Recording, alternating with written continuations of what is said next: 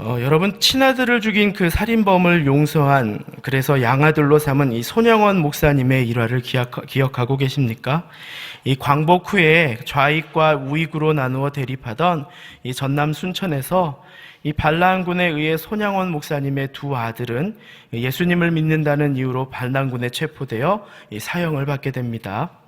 모든 이념 충돌이 끝난 후에 소식을 들은 온 가족은 분노를 참지 못하였으며 이 국군은 반란을 일으킨 사람들을 체포해 처단하기 시작했습니다. 그때 자신의 아들을 죽인 안재선이라는 청년을 이 국군이 잡게 되었고, 이 법의 심판을 기다리고 있던 안재선에게 이 손양원 목사님은 찾아가게 됩니다.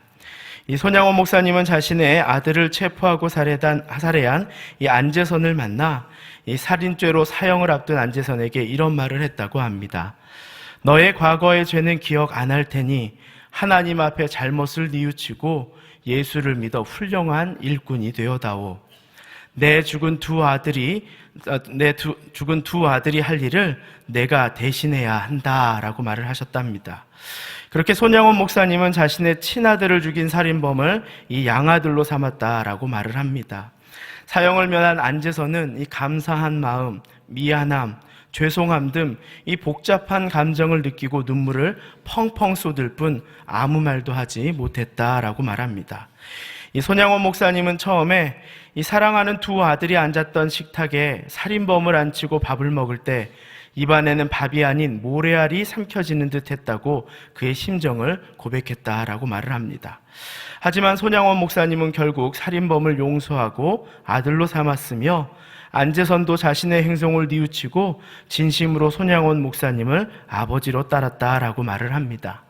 이 전남 순천이라는 마을에서 일어난 이 이념의 다툼으로 동족이 서로 죽이고 서로를 미워했던 그 모습이 어쩌면 오늘 우리가 마주하고 있는 이 갈라디아 교회에서 벌어졌던 사건과 동일한 모습들일 것입니다.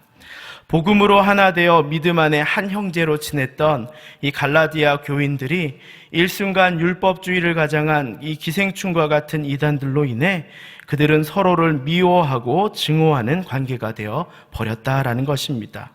처음 사랑을 잃어버린 이 갈라디아 성도들에게 사도 바울은 우리가 하나님의 자녀로 의롭게 된 것은 오직 우리를 사랑하여 스스로 십자가에 못 박히신 예수님의 사랑 때문이다 라고 말을 합니다. 그 십자가의 은혜를 잘 드러내는 부분이 바로 갈라디아서 3장 1절부터 2절의 말씀이겠죠. 이해하기 쉽게 제가 한번 메시지 성경으로 한번 읽어보도록 하겠습니다. 여러분 대답해 보십시오. 여러분의 새 삶이 어떻게 시작되었습니까? 하나님을 기쁘게 해드리기 위해 죽도록 노력함으로써 시작되었습니까? 아니면 여러분이 받은 하나님의 메시지에 응답함으로써 시작되었습니까? 라고 이렇게 메시지 성경에서는 해석하고 있습니다. 그렇습니다. 우리의 구원의 과정에 우리의 공로는 없는 것이었습니다. 그렇게 우리는 누구도 판단할 수 없다라는 것입니다. 바울은 이런 우리가 오직 거룩하게 된 것은 율법이 아니라 또 우리가 이 추악한 본성들을 이기고 의로운 자녀로 살아갈 수 있게 된 것은 본래 죄인이었던 우리의 가진 악한 본성을 성령이 이기셨기 때문인 것입니다.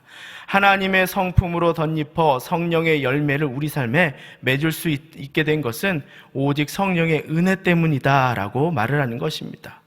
자, 이제 십자가의 복음과 성령의 도우심을 외친 바울에게 오늘 상처로 나누어지고 찢겨진 갈라디아 교회에 던지는 이 바울의 마지막 메시지는 서로 용서하고 하나가 되길 바라는 이 바로 회복의 메시지였습니다.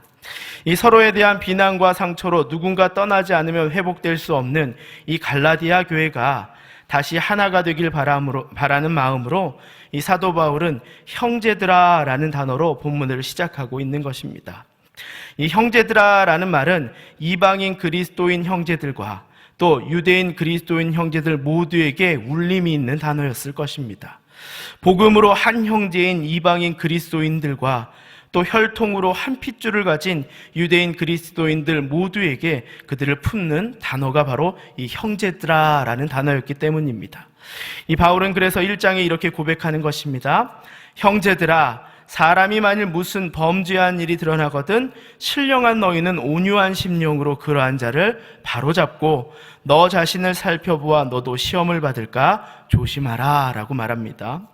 죄를 짓고 상처를 준 형제들에 대해서 다가갈 때 신령한 너희가 가야 한다라고 말을 합니다. 여기서 신령하다라는 것은 앞서 언급한 이 성령을 따라 그리스도의 성품이 그의 삶 가운데 드러나는 사람들, 바로 사랑과 화평과 인내와 온유 등 하나님의 성품을 소유한 자들이 바로 죄인들에게 다가가 그들을 온유함으로 섬기라라고 말을 하고 있다라는 것입니다. 그들을 살리기 위해 서로 돕고 짐을 지라고 말하는 것입니다. 그들의 목적은 비난과 판결이 아니라 사랑과 온유와 평강과 화평으로 그들을 회복시키는 것이기 때문입니다. 그리고 본문은 그런 성령의 성품을 소유한 사람도 죄의 유혹에 빠질 수 있으니 너희 스스로 겸손함으로 죄인을 대해야 함을 말하고 있습니다. 형제의 짐을 나누어 지는 것은 그리스도의 몸된 공동체인 우리가 가져야 할 우리의 기본적인 자세인 것입니다. 그러나 짐을 지고 서로 짐을 이렇게 나누어 지는 것은 이 바로잡다라고 표현하는 것은 쉬운 것이 아닙니다. 이 본문에서 말하는 이 바로잡다라는 단어의 원문은 이 어긋나 있는 뼈를 다시 맞추다라는 의미를 가지고 있습니다. 그만큼 고통이 크다라는 것입니다. 또 이 바로잡다라는 말은 구멍난 어망을 수리하다라는 뜻도 가지고 있습니다. 구멍난 어망을 고쳐서 그가 다시 하나님의 일에 다시 참여할 수 있도록 그를 세우라라는 표현인 것입니다. 우리가 그리스도 안에 한 몸인 것처럼 나의 공동체가 겪는 아픔도 우리가 함께 감당해야 할 사명이라는 것을 이 사도 바울은 우리에게 이야기하고 있는 것입니다. 그것이 바로 우리가 생각하고 있는 바로 교회인 것입니다. 이 전쟁 때문에 부상병을 사살하는 것이 이 숭고한 전우회가 아니라는 것입니다. 한 영혼을 죽기까지 사랑하신 예수님의 그 마음을 우리는 잊지 말고 실천해야 한다라고 본문은 이야기하고 있는 것입니다. 본문 6절부터 10절은요, 바로 성령의 열매가 충만한 공동체가 이루어가는 모습을 우리에게 보여주고 있습니다. 그들은 말씀을 듣기를 사모하는 성도들입니다. 또 말씀을 가르치는 자와 모든 것을 함께 하라고 말을 하고 있습니다. 하늘의 말씀을 전하는 그들을 아끼고 사랑함으로 그들과 좋은 것을 나누며 아까워하지 않으며 또 말씀을 가르치는 자는 성도를 위해 말씀 준비하는 것에 더욱 집중하여 말씀의 기쁨이 공동체 가운데 끊이지 않게 하고 그들이 다른 복음으로 혹여라도 유혹받지 않도록 하라는 것입니다. 또 10절에서는 기회 있는 대로 교회는 모든 이에게 착한 일을 하되 더욱 믿음에 연약한 가정들로부터 하라고 말하였습니다. 자신들이 가진 것을 교회 안에 연약한 자들과 나누는 것을 먼저 즐겨하라는 것입니다.